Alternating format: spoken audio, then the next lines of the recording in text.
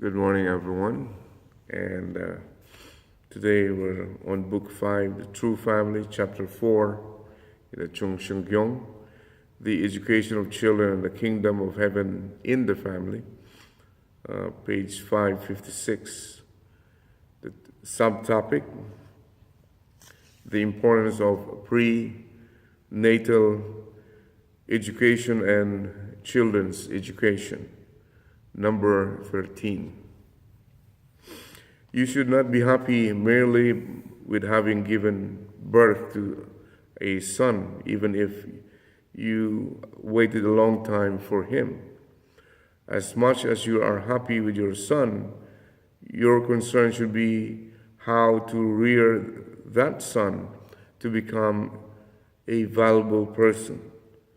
Parents who know the principle of heaven are concerned about this and balance their affection toward their child.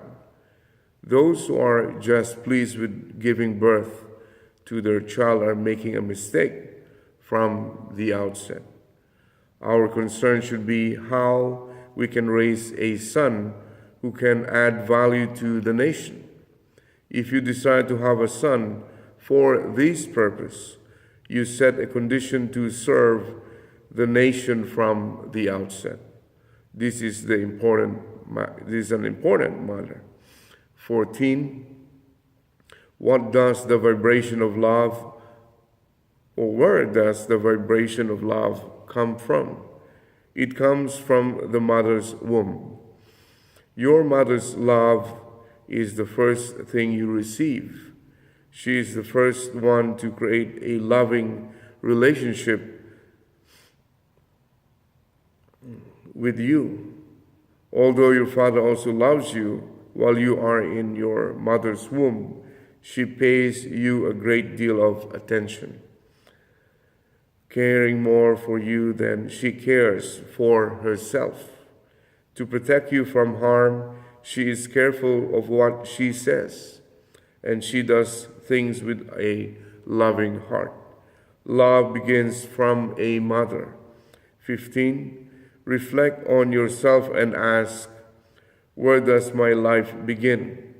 It starts from your parents. Our life begins in our mother's womb. When a fetus is in its mother's womb, it absorbs elements from the mother in order to grow. Is there anything a baby wants while in the womb? It is that his mother be joyful, happy, and singing all the time. That might be the most important wish of the fetus. That is why prenatal education consists of the pregnant woman listening to beautiful music, looking at beautiful scenes, and thinking beautiful thoughts. That is good for the baby as well. 16. When a woman is pregnant, she gives prenatal education. The hopes a mother has for her baby will be realized as she does this with her child's future in mind. The mind has great power. This is connected to the power of God's mind when He created all things. That is why even now He continues investing again and again, never calculating what He has invested. He invests infinitely, forgetting about His investment. Investing like this does not diminish the amount that remains for Him to give. The more true love is invested, the greater becomes the reservoir. 17. We need to attend God in our heart. We should educate our children with Him in our heart. A teacher should never allow children to take the easy way out and submit incomplete work. They should be like a parent.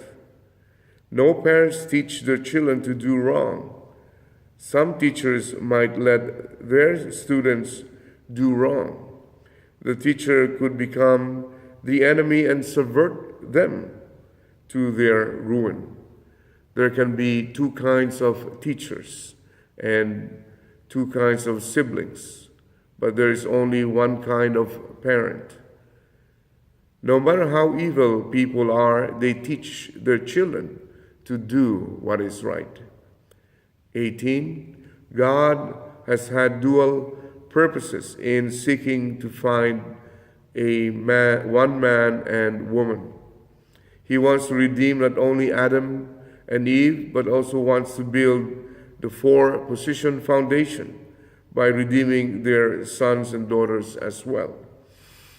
Each one of you needs to build your own four-position foundation. That means you must do it yourself. You must become one with God and also make oneness with your sons and daughters. You have to find spiritual sons and daughters, educating them and give them such faith that they can go the way of death on your behalf. Only then can you finally prepare the foundation for one place of perfect rest. 19. Parents teach their children to become great people who can serve their country. However, as the world is unfolding before our eyes, the time for teaching children to be great figures for nation has passed. Now we need to teach them, live for the sake of the world and live for the world.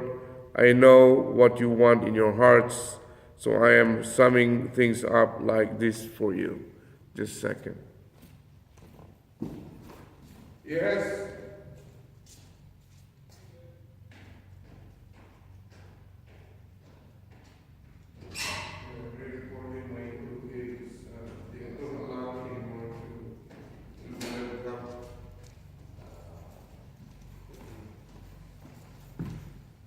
And back,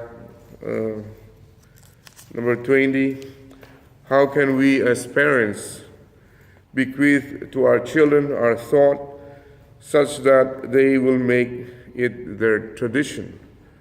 For God, the issue has been how to bring his children out of Satan's world.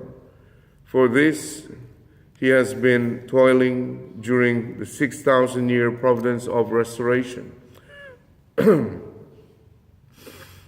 For us, the issue is how to educate our children while living in Satan's world. We have to carry both crosses. 21. The best public mission is to work for the cosmos. Our Unification Church is not promoting teachings about the heaven and earth, but the teaching of cosmosism, or the way of thinking that centers on the cosmos, as expressed in the word Cheonju. In these characters, which means cosmos, Ju, Ju, means house. In the cosmos-centered way of thinking, ownership is not by individual human beings. Rather, the family is the owner. Individuals do not build nations. Families do. The world cannot be built except from families. When its families fail, a nation will fall into ruin. Therefore, a family education determines the nation's fate and whether or not it will be blessed. The more families live by public principles, the more the nation will prosper. The more families focus only on their own interests, the more that nation will decline. 22. If a nation were to begin from one individual, how much would we revere that individual? If that person were to form a family that represented the nation and the world, how much would we cherish and love that family? With our beloved sons and daughters at the center, we have to create new tribes that are separate from Satan. As parents, we have to create a family that endeavors to promote and cherish the bond with heaven's heart.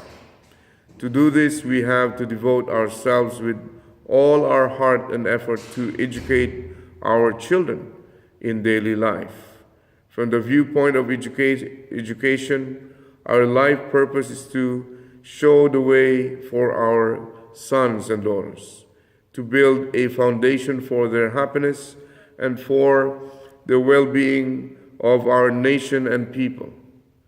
Living in this way is how we become the origin of a new world. It is a solemn and noble path. We can begin to fulfill our responsibility as sons and daughters of God only when we put ourselves in this position, valuing it as greater than anything else in the cosmos. 23, we can love different types of people only after we give birth to children and raise them in the family.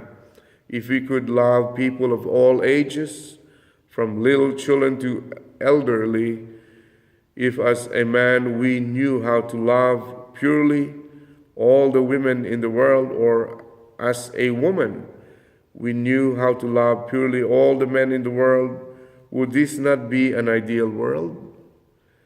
What is the family about? It is the educational center to introduce us to the ideal world. 24, the kingdom of heaven originates from the family, so we have to turn the family around based on true love. For this, the second generation has an important role to perform. Satan is striving to destroy young people. He herds them into drug dens. Shot by the devil's arrows, they engage in free sex without thought to the consequences. Young people in every town should unite with the police to confront gangsters and expel them. Our families will bring hope to towns when our second generation young people take responsibility to deal with gangsters and educate other young people together with their parents. Beginning in the family and expanding to the world, we have to create the foundation for a peace, or for a palace of peace within our own families. Those who do this are wise. When there are many such families, they will receive blessings in the future as a people. And last paragraph here, those whose heart is to serve the world just as they serve their own grandparents will face no obstacles on the way to the kingdom of heaven. We need a uniform foundation of education for people of all nations to build a world of unity. For example, as you are about to enter a restaurant, if you see an elderly couple looking worried because they have no money, you should take them into the restaurant with you and treat them well, as if they were your own grandparents. If they live for the sake of others, you will be blessed. Such a legacy will never disappear. When you invest with love, nothing is lost. And that ends our Hoon Dok reading today. You can see more Hoon Dok text in my timeline and in my page. Thank you and have a great and wonderful day. Manse manse. Bye-bye.